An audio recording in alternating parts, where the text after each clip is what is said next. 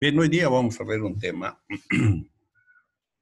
que no deja de tener su importancia, sobre todo en el tema de enfermedades infecciosas, y que lo conocemos generalmente como el tema de la rabia humana, ¿no? Y que generalmente muchas actividades que han desarrollado ustedes, no, bueno, ustedes tal vez, también otros de sus compañeros, ha sido la participación en las campañas de vacunación, sobre todo a canes como reservorios o productores o agentes que producen la rabia en las personas, ¿no? Entonces, las campañas de vacunación que se han desarrollado durante casi todas las gestiones. ¿Ustedes han participado en alguna campaña de vacunación contra la rabia? Sí, doctor. Sí. Ah, ya, muy bien. Entonces, generalmente son actividades que se desarrollan y gracias a la actividad que se desarrolla o lo desarrollan en la mayoría de los casos a través de los estudiantes de diferentes universidades han logrado aplacar, por ejemplo, en la anterior ocasión, un brote importante de este tipo de infección, ¿no? Creo que el año 1918, sí, el 18, hubo una cantidad, una incidencia elevada de casos de rabia humana y que en esa razón se hicieron varias campañas, ¿no? Varias campañas con la participación de varios alumnos de varias universidades y que de principio al parecer no se podía o no estaba logrando aplacarse el brote. Entonces, epidemiología del CEDES en ese entonces planteó al municipio utilizar un sistema de control mucho más drástico como era el tema de la eliminación, ¿no? Plantearon que se eliminen a todos los perros de la calle, a los perros callejeros, y que esto iba a disminuir el riesgo de producirse un brote más fuerte que afecte a la población urbana, sobre todo en Santa Cruz. Entonces ya la alcaldía y sus asesores en epidemiología hicieron los cálculos, indicaron que en ese entonces había alrededor de 2 millones de perros callejeros, o sea, 2 millones de perros que estaban en la calle y no en sus casas, y que potencialmente eran sospechosos de portar el virus de la rabia, ¿no? Entonces ya el municipio hizo sus cálculos, planteó de que, bueno, son 2 millones de perros callejeros, necesitamos personal para eliminarlos, necesitamos recursos para disponer los cadáveres o los cuerpos fallecidos de los perros que habrían que eliminar, necesitaban un lugar adecuado para ir a depositar sus cuerpos, y cuando plantearon hay que incinerarlos, también dijeron que no había un lugar donde se podía incinerar a tal cantidad de perros sin provocar otro tipo de problemas, ¿no? Entonces, por eso se plantearon campañas donde sí participaron muchos alumnos de todas las universidades, una cantidad, creo que de la universidad también fueron unos 1000 alumnos o un poco más, casi todas las facultades, todos los cursos, algunos fueron a vacunar, algunos a hacer promoción, algunos a anotar, o sea, a hacer registro de la vacunación, pero hubo una movilización bastante fuerte. Gracias a esa movilización, y creo que gracias a Dios también, ese brote se logró aplacar, ¿no? Y también se salvaron casi 2 millones de pesos porque la alcaldía dijo, adució que eran muchos recursos que se requería para tomar esa medida y tampoco se tomó la medida. Pero sí, se logró bajar la incidencia, principalmente a través de la actividad de la vacunación de estos perros y seguramente también porque pasó algo, ¿no? Actualmente estamos dentro de los límites de la incidencia normal de estos casos, muy pocos casos, o sea, los normales, los que se presentan en una gestión, han mantenido en el anterior año y parte de este año, ¿no? Aunque últimamente sabemos que el tema de la vigilancia epidemiológica se está distrayendo principalmente por el tema del coronavirus, ¿no? Hay alguna información. Hay en vigilancia epidemiológica algunas novedades, por ejemplo, la presencia o la aparición de casos de sarampión, continúan en aumento los casos de influenza, todavía existen casos de dengue. Entonces, todas estas situaciones han hecho de que también haya un desfase en el tema de la información epidemiológica. Pero con todos esos antecedentes, nosotros debemos indicar que sigue siendo una patología importante, sobre todo por la posibilidad de producir un brote bastante grande, por la cantidad de perros que existen realmente en la calle, porque son estos los medios de transmisión, son los reservorios que van a hacer que la patología se pueda diseminar en la población y que generalmente por los resultados que tiene la patología es bastante grave. Esta es una zoonosis, o sea, una patología que pasa de los animales hacia las personas, ¿no? Y está causado por un virus que se conoce como el virus de la familia Rhabdomyridae. Es una enfermedad que afecta a los mamíferos ubicados en dos grandes nichos ecológicos. Cuando digo nichos ecológicos, ¿a qué me refiero? Dice dos nichos ecológicos, aéreo, murciélagos y terrestre, mamíferos, perros, gatos, mangostas, zorros, hurones, mapaches y lobos. Cuando digo nichos ecológicos, ¿a qué me refiero? Dice dos nichos ecológicos y nos cita el nicho aéreo a los murciélagos y el nicho terrestre a toda esta lista de mamíferos que viven en la Tierra. ¿Han hecho ecología ustedes? Sí, ¿no? ¿O no?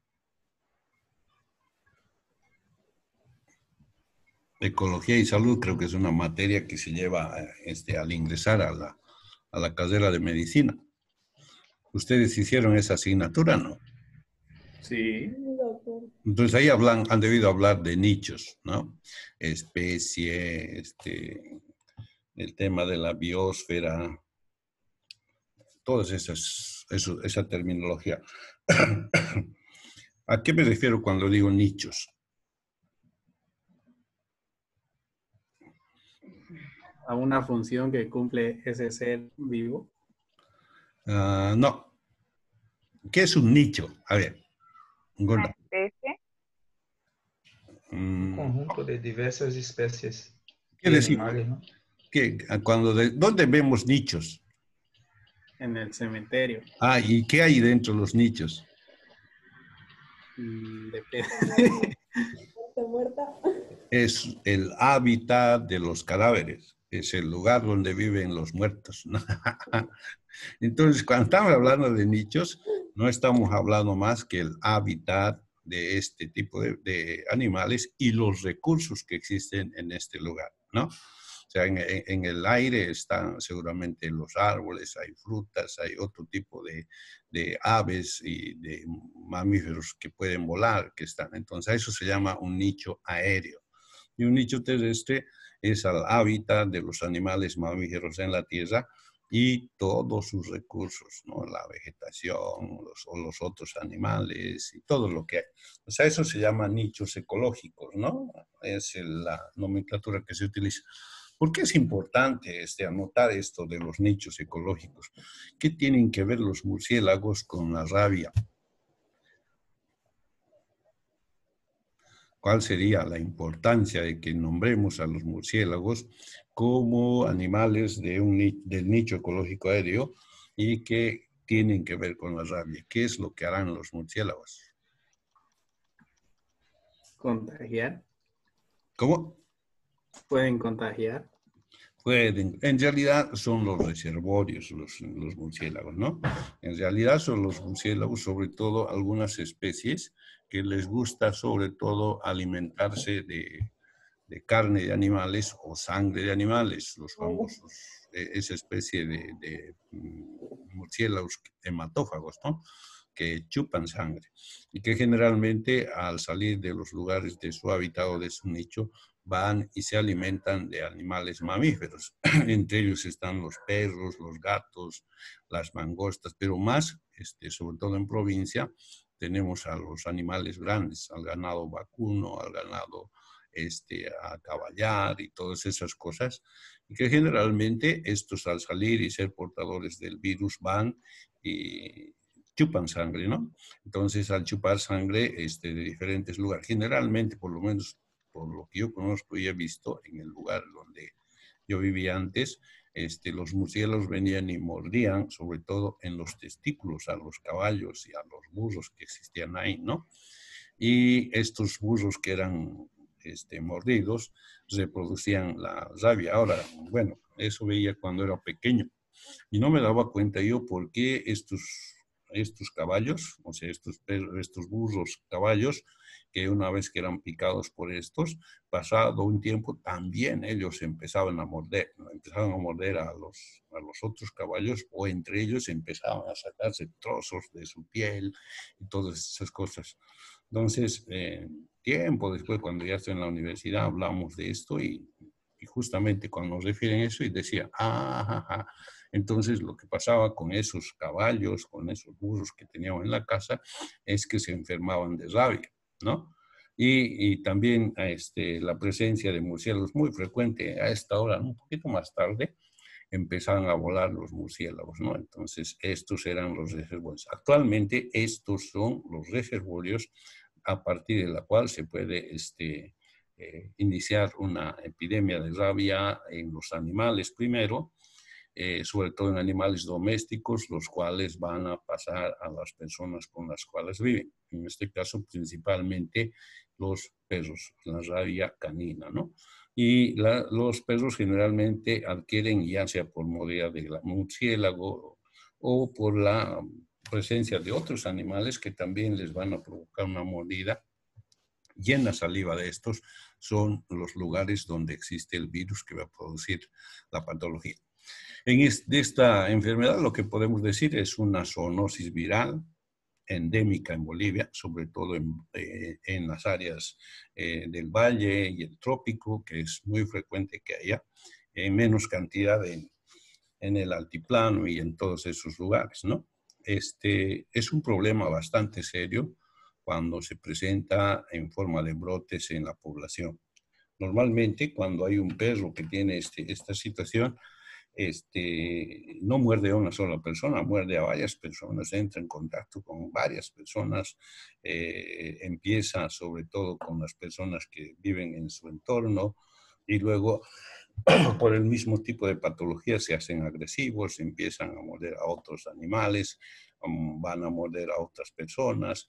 Entonces el problema de la diseminación de la patología se hace grave, ¿no? Es muy rápido la diseminación y si no se toman las medidas necesarias puede convertirse en una epidemia que puede provocar gran daño a las personas. Por eso es importante su identificación, su reconocimiento, si hay un brote, inmediatamente aplacar a través de la vacunación del entorno o identificar a los animales que pueden ser la causa de esta patología. Hay medidas que se hacen y están establecidas. Por ejemplo, muchas personas cuando no conocen lo que hacen es agarran un perro ha mordido y lo que hacen es agarran y los eliminan y luego los van y los entierran. Entonces ahí no nos enteramos si además es portador del virus de la rabia y que por supuesto ha debido entrar en contacto con otras personas de ahí, de su entorno, ha mordido a otros animales. Entonces ya se vuelve complicado porque como no hemos identificado que se trata de esta patología, los otros animales que hayan podido ser afectados por las mordidas o por las agresiones de estos animales van a desarrollar también la patología, ¿no? Y nos vamos a dar cuando ya estén sintomáticos. Por eso es importante las medidas que se toman para identificar esto, para ver si realmente se trata de un tema de la rabia. Lo que se hace es agarrar al perro que posiblemente esté provocando y diseminando y someterlo a cuarentena, ¿no? Si en un periodo de 10 a 15 días el perro fallece, entonces es posible que sea un proceso de rabia. y se hace laboratorio, más que laboratorio, un estudio anatomopatológico del cerebro de estos animales para ver si hay la presencia de unos puntos que se refieren a la presencia o a la presencia de estos y se conocen como los, me acuerdo un momento, los corpúsculos de Negri, que son patognomónicos de la presencia. Entonces, esto confirma la presencia de un animal que ha fallecido por la rabia. Inmediatamente se deben tomar ya los recaudos necesarios para identificar a todas las personas o los contactos que haya tenido o a personas que haya agredido el perro, pudiendo haber pasado los virus a estos, ¿no? Entonces, por eso es importante. En el tema de la etiología, sobre todo tenemos que ver de que es un virus que tiene la forma de una bala de fusil. ¿Conocen la bala de fusil? A ver, ¿quiénes han ido al cuartel? Ahora las chicas también van al cuartel, ¿no? ¿O no?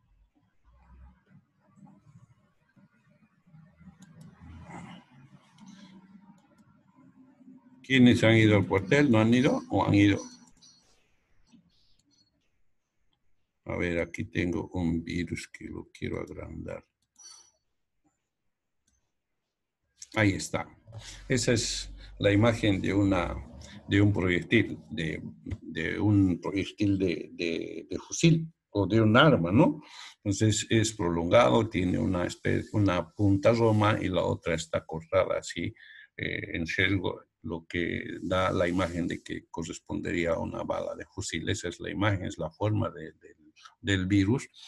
Y como todos los virus tiene dos componentes, un componente proteico en la parte interior que tiene ARN, ADN, que es la información genética que sabemos que le va a servir para reproducirse ya cuando esté dentro el paciente susceptible, y tiene una cubierta que está compuesta por glucoproteínas y también por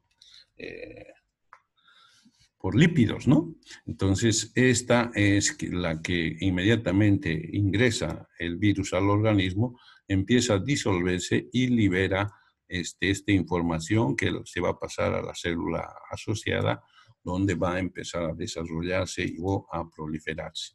Entonces, esta es un virus neurotrópico, debido a que tiene preferencia de avanzar o ir colonizando a través del sistema nervioso principalmente. Su principal lugar o desarrollo de la patología es a nivel del cerebro, ¿no? Es acá donde se desarrolla, por eso la sintomatología que presenta generalmente es sintomatología nerviosa, que lo vamos a ver un poco más allá. Entonces, de la familia Riboviridae, que habíamos indicado anteriormente, el género Lyssavirus, existen 11 especies de este tipo de virus. Uno de los virus, el genotipo 1, es el virus rábico. Propiamente dicho, es aquel virus que afecta principalmente a las personas, produciendo el cuadro de rabia humana, ¿no? También hay otras variantes, hay otro tipo de virus que producen el cuadro en algunos mamíferos, sobre todo, que viven en lugares donde existe o es endémico esta patología. Entonces, conocemos ya la estructura, hemos dicho que tiene un interior de naturaleza nucleoproteica, o sea, conformando la cadena de ARN, ADN, y en la parte exterior tenemos una cubierta compuesta por lípidos, por proteína y por azúcares, ¿no? Esa característica habíamos indicado, por ejemplo, es la que hace diferente al coronavirus debido a la presencia de azúcares, sobre todo, hace que aumente de peso, y a diferencia de los otros virus, estos obliga a precipitarse al virus después de una distancia de recorrer más o menos 1 metro en cada golpe de tos, en cada estornudo, a través de las gotitas de fluye, ¿no? Entonces es una de las características de eso. En cambio, esta también se encuentra casi como todos los grupos, este tipo de composición. En el tema de los reservorios, tenemos que identificar sobre todo dos tipos de cesarollos, aquellos que son selváticos, entre los que, o aquellos que viven en lugares, como dice anteriormente, en el nicho aéreo, nicho ecológico aéreo, que son todas las especies de murciélagos que existen y que generalmente contraen este tipo de patología y a partir de la cual se puede iniciar o pasar hacia las personas.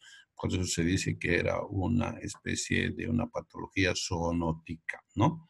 Entonces, a esto también se suman ya como factores, como medios o como vectores de esta patología, sobre todo los animales mamíferos que viven muy cerca de la habitación de las personas, ¿no?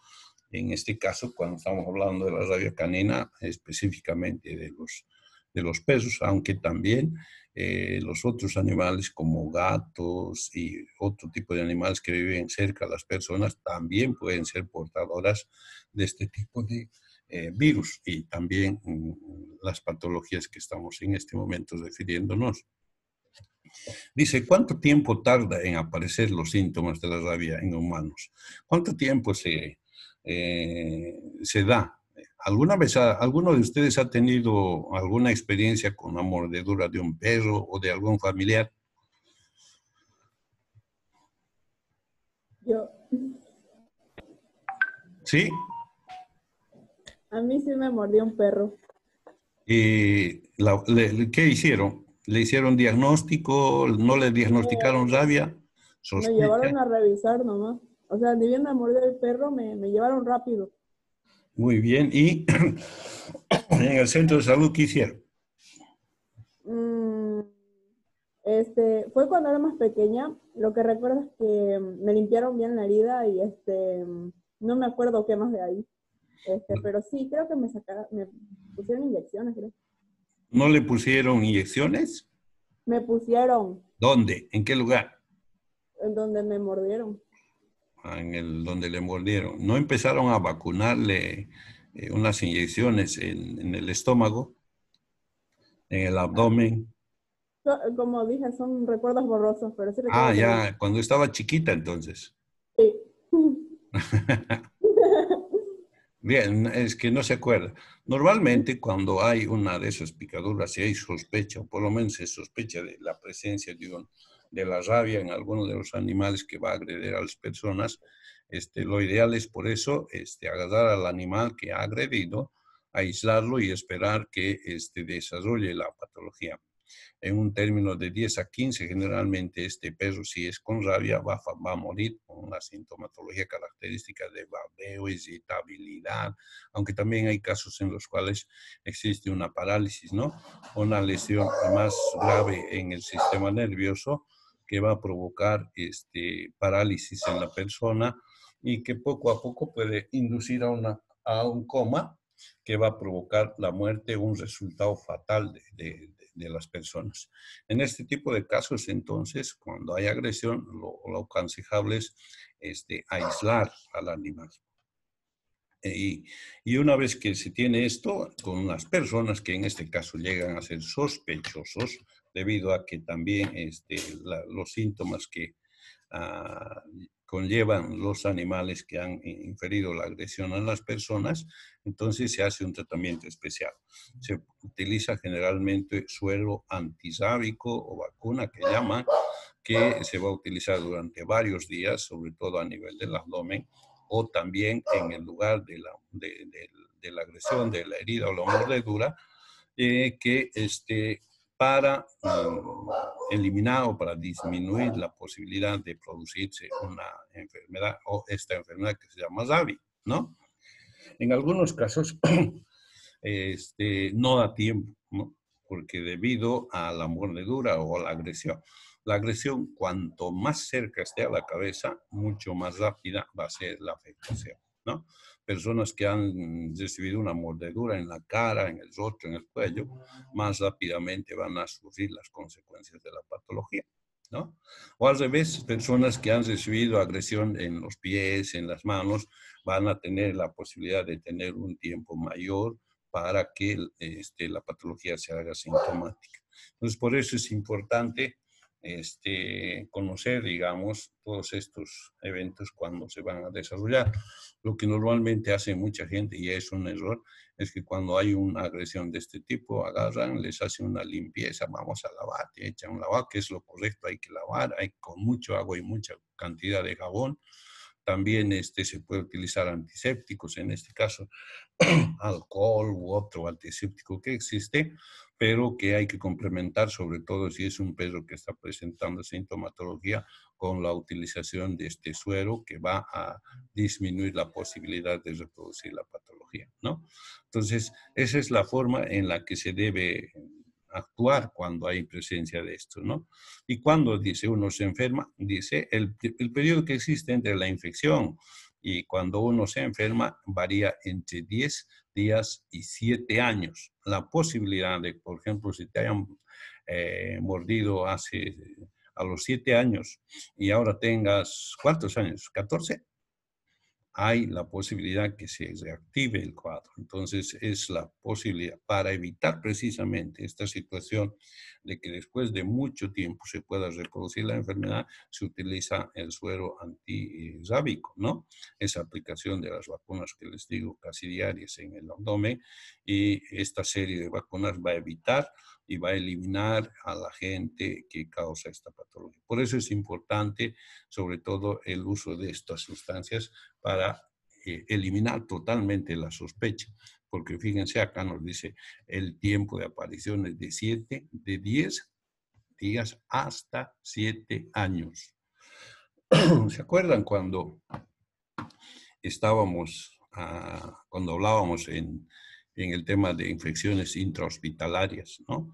De afecciones que se producen en el hospital y que de principio son silenciosas, son asintomáticas o no presentan sintomatología, y que cuando ya el organismo ha tenido un daño bastante avanzado, recién se hacen sintomáticos. Entonces, es muy parecido a esto, ¿no? Estas personas tienen un periodo de incubación que puede alargarse durante mucho tiempo y que después de unos 7 años, como indica acá, se puede reactivar el problema. Entonces, más difícil el diagnóstico, porque generalmente para hacer el diagnóstico hay que tomar en cuenta los antecedentes de la agresión de un animal sospechoso de esta rata, ¿no? El tiempo promedio de incubación es de 3 a 12 semanas y uno de los síntomas que podríamos decir es patognomónico para la identificación es el rechazo, ¿no? Al agua, lo que se llama hidrofobia. Son animales, son personas que van a de pronto demostrar que tienen un rechazo, no tienen mucha, o tienen aversión sobre todo al líquido elemento, al agua, ¿no? ¿Cuánto tiempo hay para ponerse la vacuna de la rabia? Dice, el preexposición contra la rabia consiste en 3 dosis, los cuales se deben administrar en un intervalo de 21 a 28 días. Es necesario después de un año un refuerzo extra de la vacuna, solo en caso de permanecer en situación de riesgo. Estamos hablando de la anterior situación, de la situación en la que la persona que puede arrastrar hasta 7 años este periodo para desarrollar la patología, ¿no? Entonces, cuando estamos hablando de la rabia, generalmente una de las vías de entrada o la puerta de entrada es precisamente las heridas que van a ser infligidas por el animal agresor. Puede ser un gato, puede ser un perro, puede ser hasta una rata. Las ratas también son portadoras del virus y cuando hay mordedura de este tipo de ratas afectadas también pueden provocar la patología en las personas. Esto va a ocurrir principalmente en los lugares donde las ratas conviven generalmente con las personas, ¿no? Estos lugares son bastante... también existe una incidencia importante de esta patología en estos lugares. Generalmente, les decía que el viaje que desarrolla son neurotrópicas, por eso el viaje que desarrollan estos virus es a través del sistema nervioso, a través de las ramas nerviosas del organismo. Por eso les decía que cuanto más cerca sea la agresión a la cabeza, más rápido se va a instalar la enfermedad, ¿no? Y si estaba más alejada, más va a tardar la enfermedad en producir sintomatología de tipo nervioso. Por eso es importante cuando una vez que se identifica a un paciente, identificar el lugar donde ha recibido la mordida o la agresión para que de esta manera se pueda establecer rápidamente un tratamiento para resolver el problema. En la sintomatología, lo más importante, o sea, lo que vamos a identificar de principio siempre son fiebre, ardor, hormigueo, va a haber, sobre todo en el nivel de la mordedura, pueden haber un trastorno, una pérdida de la sensibilidad y sobre todo espasmos o contracciones musculares. Esto mismo, hasta casi esta misma sintomatología, ocurre, por ejemplo, cuando se refiere a un proceso de tétanos que haya sido causado por la mordedura de un animal. Tuve la oportunidad de tener un caso de estos, de un cazador que fue a pescar, de un pescador que fue a pescar, diré, y que al ingresar al agua a pescar, no contó que aunque había un lagarto,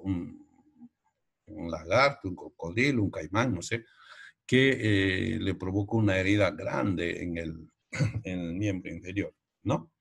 Esta persona fue atendida por un colega, por una colega, podríamos decir, en que como ella estaba también recién nueva, todavía no tenía ninguna experiencia, lo que hizo es que vio que había una gran cantidad de pérdida sanguínea porque había afectado una arteria importante en el miembro inferior, lo que hizo es suturar. Suturó al paciente, resolvió el tema de la hemorragia y lo retuvo ahí en el hospital. En el tercer día nos llaman y nos dicen por favor que vayamos a apoyarla. Vamos a apoyar y nos encontramos que la persona nos empieza de chiquita, no le decía, nos empieza a decir, doctor, siento que me está dando unos pequeños calambritos aquí donde la doctora me ha suturado, ¿no? Y a alguno de los colegas se le ocurre decir, doctor, ¿usted lo suturó? Sí, ¿por qué? Es que estaba sangrando, era una gran herida, que esto, que tal, que cual. ¿Sabía usted? Le dice, sí, que este tipo de heridas tienen que sanar por segunda intención y hay que evitar suturar porque puede tratarse de tétanos. Escuchó eso la familia, los familiares, inmediatamente contrataron un camión, se lo llevaron hasta el hospital japonés. Llegó al hospital japonés, estuvo un mes en terapia intensiva y el diagnóstico que tenía era tétanos, ¿no? Entonces ahí vi cómo la herida se contraía y hacía una especie de tremulación, una especie de temblor en la región, ¿no? Entonces ocurre eso con este tipo de pacientes también. Existen pequeñas contracciones en la parte de la herida. Algunos se quejan, dice, parece que me está estirando la herida, no, se estará encogiendo, dice, ¿no? Entonces, precisamente se trata, esta sintomatología es muy frecuente en este tipo de pacientes. Si es que vieran este tipo de situaciones donde hay espasmos o hay este tipo de contracciones musculares en la región de la herida, hay que sospechar o de rabia o hay que sospechar de tétanos. En cualquiera de los dos casos, no se suturan las heridas, ¿no? Se deben dejar. Si hay sangrado, hay que hacer ligaduras, pero no suturar la herida porque a partir de ahí se puede desarrollar más el cuadro. Esperar a que sane por segunda intención. Esa es la actitud que se tiene que tomar. Pero para nosotros, cuando estamos hablando de esto, esos espasmos musculares, ya les he dicho, puede significar el tema de rabia o significar también el tema del tétanos en este tipo de accidentes, ¿no? Mordedura de algún animal. Entonces, generalmente hay que dirigir nuestro diagnóstico a este tipo de patologías. Hemos dicho, es una zoonosis, es fatal porque generalmente el resultado, cuando se llega muy tarde, termina en el deceso del paciente, ¿no? Es transmisible, producida por un virus rábico, porque tiene además una facilidad de transmitirse, sobre todo a otro tipo de personas, cuando existe un transmisor o un intermediario. En este caso es el perro generalmente, ¿no? Por eso se lo conoce como rabia canina, que traspasa a las personas Y entonces es una patología que también va a exigir, sobre todo, ver que este tipo de animales que viven con las personas cumplan con todas las normas de vacunación, evitando así de ser un portador o un transmisor de esta patología. Entonces, cuando estamos hablando de los animales, vamos a ver generalmente que son animales mamíferos grandes o animales que tienen sobre todo sangre caliente.